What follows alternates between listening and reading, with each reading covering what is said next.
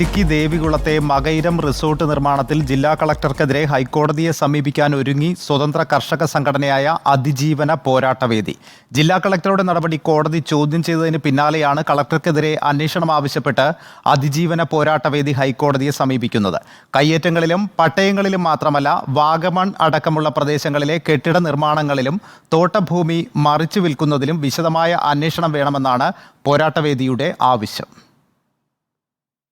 സങ്കീർണമായ ഭൂപ്രശ്നങ്ങൾ കൊണ്ട് കടുത്ത പ്രതിസന്ധി നേരിടുന്ന ഇടുക്കി ജില്ലയിലെ കർഷകരുടെ പ്രശ്നങ്ങൾക്ക് ശാശ്വത പരിഹാരം കാണുന്ന തരത്തിലുള്ള ഇടപെടലുകൾ ഉണ്ടാകുന്നില്ല.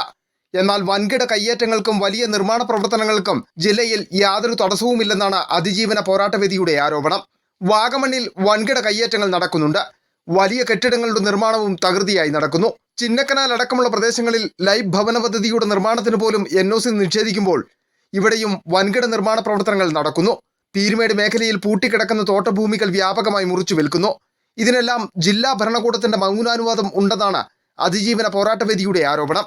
നിർമ്മാണ നിരോധനം അടക്കമുള്ള ഒട്ടേറെ സങ്കീർണ പ്രശ്നങ്ങൾ നിലനിൽക്കുന്ന മേഖലയിൽ പാട്ടഭൂമിയിൽ പ്രവർത്തിക്കുന്ന സ്ഥാപനങ്ങൾക്ക് പോലും അനുമതി കൊടുക്കുന്ന തരത്തിലേക്ക് വൻകിടക്കാർക്ക് സഹായം ചെയ്യുകയാണ് ഇടുക്കി ജില്ലാ കളക്ടർ.